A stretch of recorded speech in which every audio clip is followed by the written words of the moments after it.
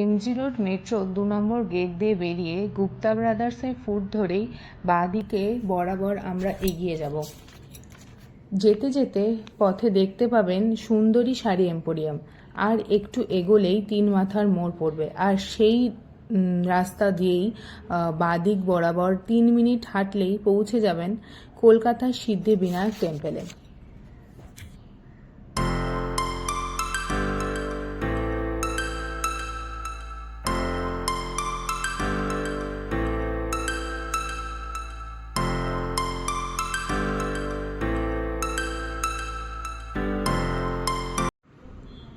২০০ বছরের পুরনো মল্লিক বাড়ি যেন এক রূপ পেল নতুন ঠিকানায়, যা ২০২০ সালে ফেব্রুয়ারি মাসে জনসাধারণের জন্য খুলে দেওয়া হলো।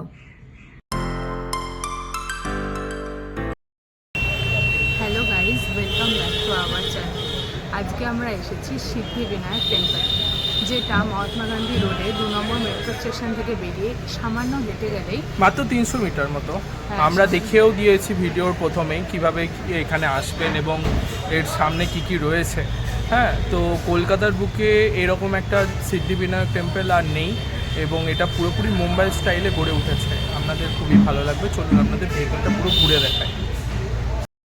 মন্দিরে প্রবেশ করার সময় বাঁদিক বরাবর গেলেই রয়েছে জুতো রাখার জায়গা, তার পাশেই রয়েছে হাত ধোয়ার জায়গা। এই জায়গা থেকে প্রসাদের ডালা কিনতে পারেন, যার দাম শুরু হচ্ছে ১০০ টাকা থেকে এবং ১০০০ টাকা পর্যন্ত রয়েছে। আমরা এখান থেকে একটা ডালা কিনে নিলাম। এখানে মন্দিরের সময়সূচি ও যারা অনুষ্ঠান করেছেন তাদের সমস্ত ডিটেলস দেওয়া রয়েছে। এটা ছিল ১০০ টাকার ডালা, যেটা আমরা নিয়ে নিয়েছিলাম পুজো দেওয়ার জন্য। মল্লিক বাড়ির সঙ্গে সিদ্ধিবিনায়ক মন্দিরের যে মিলন ঘটেছে তা কলকাতার বুকে ইতিহাস আর ধর্মপ্রচারের এক অদ্ভুত মেলবন্ধন। এই জায়গাটি ছিল ডায়াবেটিক ক্লিনিক, যেখানে স্বল্প মূল্যে দূর দূরান্তের মানুষও স্বাস্থ্য পরীক্ষা করতে পারে।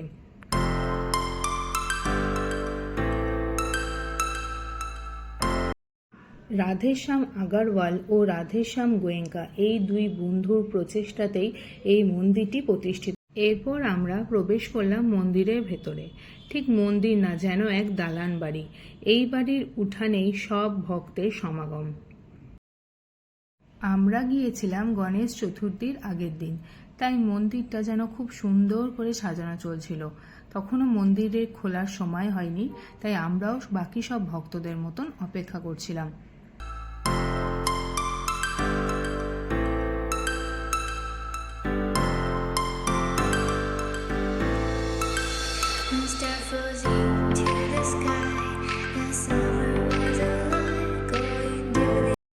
এইটি ছিল নিত্য পুজোর সময়সূচি, যেটা আমরা আপনাদের সাথে শেয়ার করলাম। আপনারা ভিডিওটা পজ করে এটা দেখে নিতে পারেন।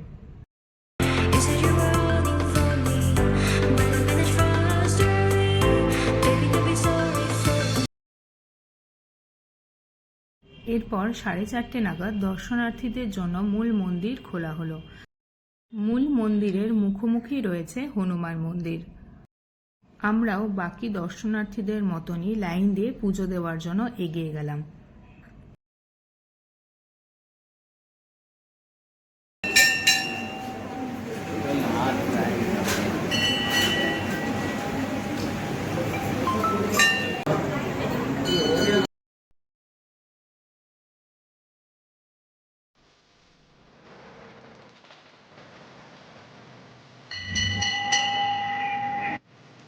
এরপর চলে গেলাম প্রসাদ নেওয়ার লাইনে।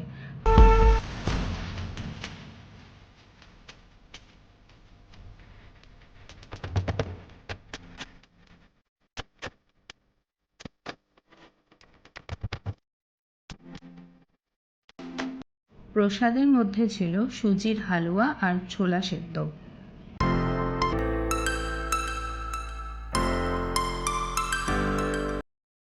সকলে এখানে নিজের মনের বাসনা গণেশের বাহন মুশিক রাজের কাছে জানাচ্ছিল কানে কানে। আমরাও তাই আমাদের মনের বাসনা মুশিক রাজের কাছে জানানো।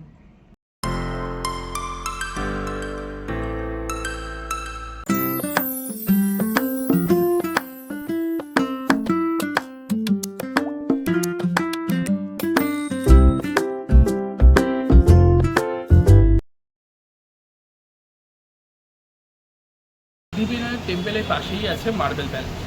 তোমরা যারা সিদ্ধিবিনায়ক টেম্পলের সাথে সাথে মার্বেল প্যালেসটাও দেখতে চাও, তারা সোমবার এবং বৃহস্পতিবার দিন বাদ দিয়ে যে কোনো দিন সকাল 10টা থেকে 4টের মধ্যে এখানে চলে আসবে, সাথে একটা আইডেন্টি কার্ড।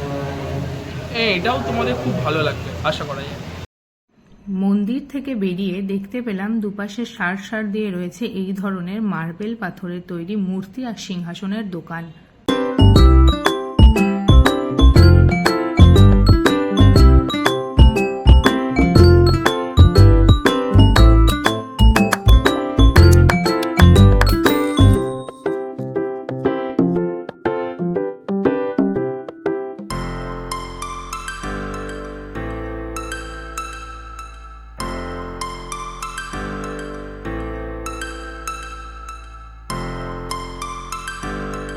এখানে প্রচুর মূর্তি তৈরি হচ্ছিল মার্বেলে, আর অনেক লোক কেনাকাটিও করছিল।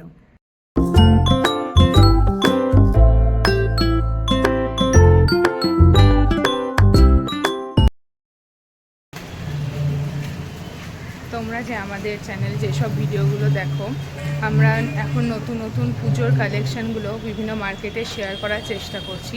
আর তাছাড়া কলকাতার চারপাশে যেইটুকুনি মন্দির আছে, যেসব মন্দির আছে বা যেসব নতুনত্ব দেখার মতো জিনিস আছে, সেগুলো সবই তোমাদের সাথে আমাদের চ্যানেলের মাধ্যমে শেয়ার করছি। এছাড়াও তোমরা আর কী ধরনের ভিডিও দেখতে চাও সেগুলো প্লিজ তোমরা কমেন্ট করে জানিও, তাহলে আমরা বুঝতে পারবো যে আমাদের আর কী ধরনের ভিডিও করা উচিত। আচ্ছা, আজকের ভিডিওটা যদি আপনাদের ভালো লেগে থাকে তাহলে অবশ্যই একটা লাইক, শেয়ার আর সাবস্ক্রাইব করবেন, আর কমেন্টে জানাবেন ভিডিওর কোন পার্টটা আপনাদের সবচেয়ে ভালো লাগলো। ততক্ষণের জন্য টাটা।